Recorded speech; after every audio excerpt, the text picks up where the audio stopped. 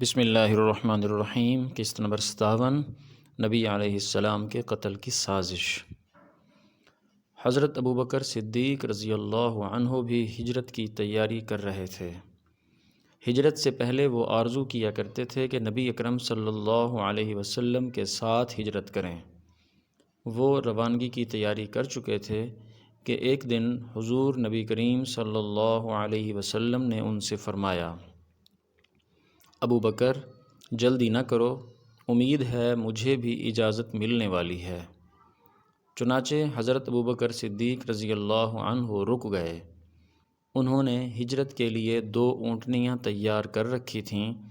انہوں نے ان دونوں کو 800 درہم میں خریدا تھا اور انہیں 4 ماہ سے کھلا پلا رہے تھے۔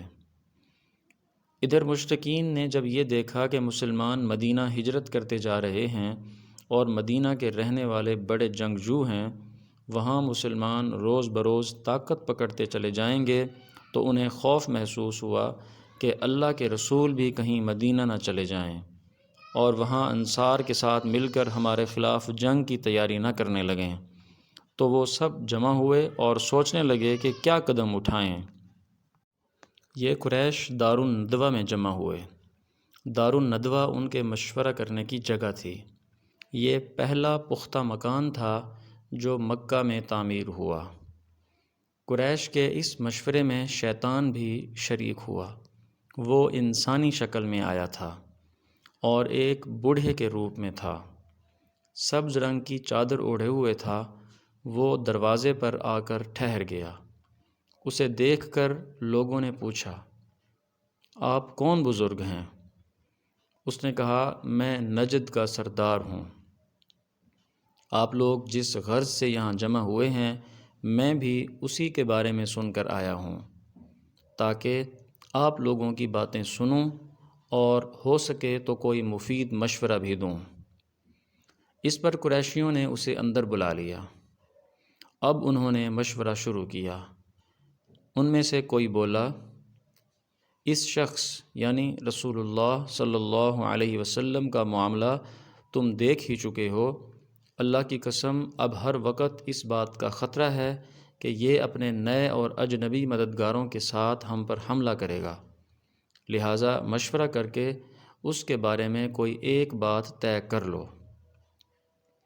وہاں موجود ایک شخص ابو البختری بن حشام نے کہا، اسے بیڑیاں پہنا کر ایک کوٹھڑی میں بند کر دو اور اس کے بعد کچھ عرصہ تک انتظار کرو تاکہ اس کی بھی وہی حالت ہو جائے جو اس جیسے شاعروں کی ہو چکی ہے اور یہ بھی انہی کی طرح موت کا شکار ہو جائے۔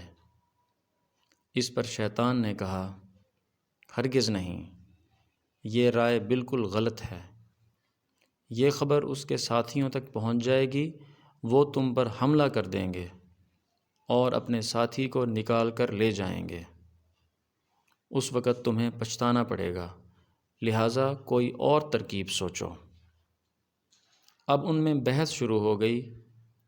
اسود بن ربیعہ نے کہا، ہم اسے یہاں سے نکال کر جلا وطن کر دیتے ہیں، پھر یہ ہماری طرف سے کہیں بھی چلا جائے۔ اس پر نجدی یعنی شیطان کہنے لگا، یہ رائے بھی غلط ہے۔ تم دیکھتے نہیں اس کی باتیں کس قدر خوبصورت ہیں، کتنی میٹھی ہیں۔ وہ اپنا کلام سنا کر لوگوں کے دلوں کو موہ لے گا۔ اللہ کی قسم اگر تم نے اسے جلا وطن کر دیا تو تمہیں امن نہیں ملے گا۔ یہ کہیں بھی جا کر لوگوں کے دلوں کو موہ لے گا، پھر تم پر حملہ آور ہوگا اور تمہاری یہ ساری سرداری چھین لے گا، لہٰذا کوئی اور بات سوچو۔ اس پر ابو جہل نے کہا، میری ایک اور ہی رائے ہے اور اس سے بہتر رائے کوئی نہیں ہو سکتی۔ سب نے کہا، تمہاری رائے کیا ہے؟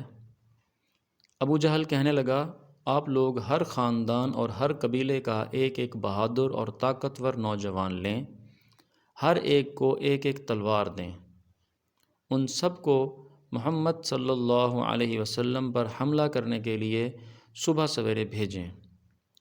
وہ سب ایک ساتھ ان پر اپنی تلواروں کا ایک بھرپور وار کریں، اس طرح اسے قتل کر دیں۔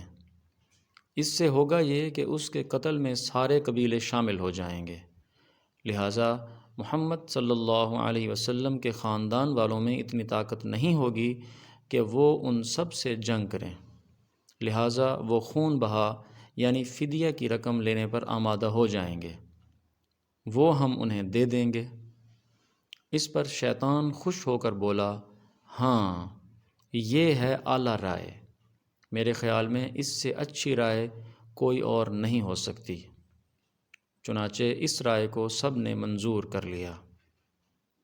اللہ تعالیٰ نے فوراً ہی جبرائیل علیہ السلام کو حضور صلی اللہ علیہ وسلم کے پاس بھیج دیا۔ انہوں نے عرض کیا، آپ روزانہ جس بستر پر سوتے ہیں آج اس پر نہ سوئیں۔ اس کے بعد انہوں نے مشرکین کی سازش کی خبر دی۔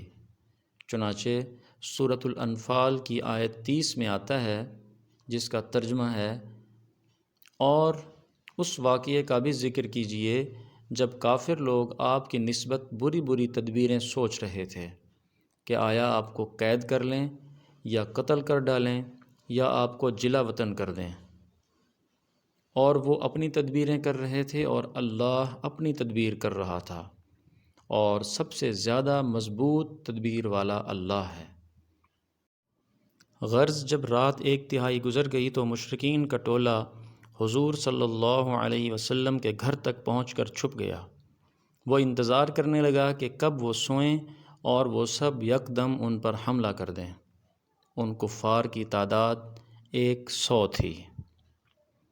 سیرت کا یہ مبارک سلسلہ جاری ہے۔ آپ سے گزارش ہے کہ چینل کو سبسکرائب کریں، ویڈیو کو لائک کریں اور اسے دوستوں کو شیئر کریں۔ جزاکم اللہ خیر۔